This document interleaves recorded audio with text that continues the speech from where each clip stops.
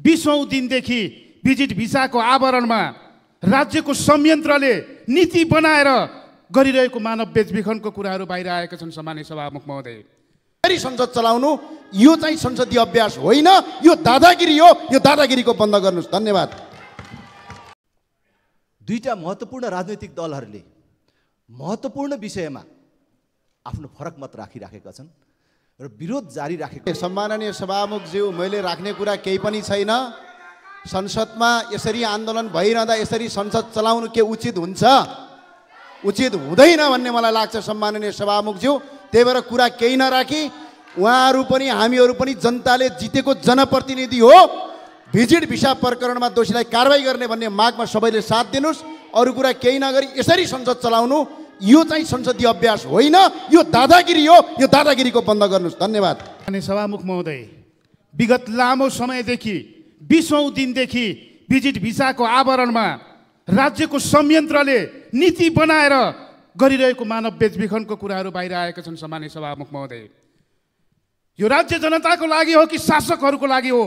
यो राज्य कसको लागि हो? सम्माननीय सभामुख महोदय, आफ्नै नागरिकलाई अनेक तिक्रम गरेर, अनेक कानुन बनाएर, अनेक संरचना गरेर बेचबिखन गर्ने, तस्कर गर्ने यो राज्यलाई जवाफदेही कसले बनाउने? सम्माननीय सभामुख महोदय, सम्माननीय सभामुख महोदय, इतिहास साक्षी छ।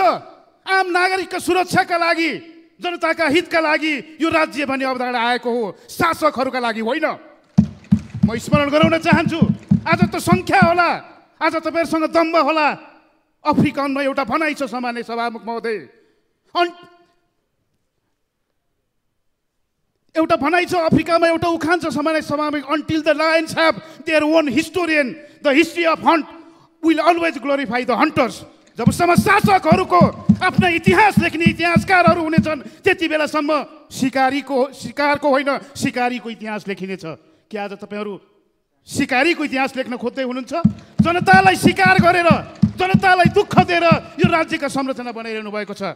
राष्ट्रिय स्वतन्त्र पार्टी विगत लामो समयदेखि यो मुद्दामा गम्भीर छलफलमा बसेको छ। म सम्मानित सदन मार्फत, सम्माननीय सभामुख मार्फत नेपाली जनतालाई भन्न चाहन्छु, यो राज्य हामीले कसका लागि बनाएका हौँ? जनतालाई दुःख दिन बनाएका हौँ या जनताका लागि यो राज्य बनाएका हौँ?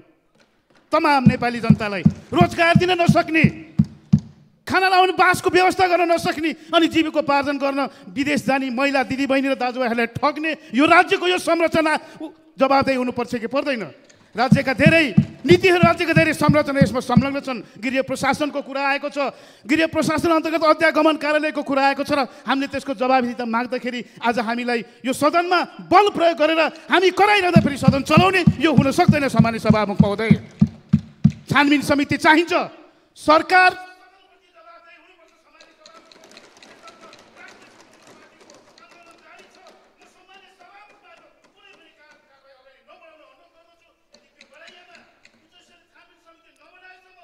मान्य सदस्यहरू, सभामुख महोदय, हामीले निर्वाचन प्रणाली नै यस्तो बनायौँ जुन प्रणाली अन्तर्गतको निर्वाचनमा कुनै पनि पार्टीले अपवादको रूपमा बाहेक बहुमत प्राप्त गर्न सक्दैन।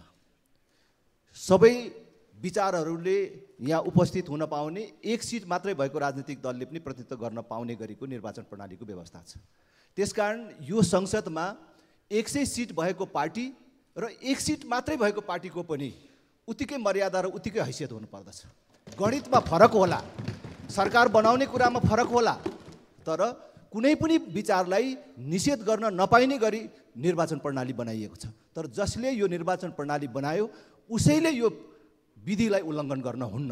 त्यसकारण अहिले यो संसदमा जे कुरा भइराखेको छ, म सभामुख महोदयलाई आग्रह गर्न चाहन्छु, सभामुख संसदको अभिभावक हो र सभामुख 1 सिटको पनि र 100 सिटको पनि अभिभावक हो। संसदमा दुईटा महत्त्वपूर्ण राजनैतिक दलहरूले महत्त्वपूर्ण विषयमा आफ्नो फरक मत राखिराखेका छन् र विरोध जारी राखेको बेला जबरजस्त संसद अगाडि बढाउनु संसदीय मर्यादाको दृष्टिकोणले पनि उचित हुँदैन र सभामुख स्वयंका लागि पनि यो अरूले राम्रो देख्ने विषय होइन। त्यसकारण समस्या समाधान नभइकन संसद अवरुद्ध भइराखेको बेला जबरजस्त संसद बढाउने काम नहोस् भन्ने कुरा म सभामुख महोदयलाई आग्रह गर्न चाहन्छु। र जबसम्म जबरजस्त यस प्रकारको संसदलाई अगाडि बढाउने काम भइरहेको छ, यो कर्मकाण्डमा राष्ट्रिय प्रजातन्त्र पार्टी सहभागी हुँदैन, हामी बहिष्कार गर्छौँ। र म सभामुख महोदयलाई र सभामुख महोदय मार्फत अर्को कुरा पनि जानकारी गराउन चाहन्छु। हामीले जब बैठक बहिष्कार गर्छौँ, राष्ट्रिय प्रजातन्त्र पार्टीका सदस्यहरूको नाममा आउने बैठक भत्ता राजस्वमा फिर्ता हुने व्यवस्था होस्।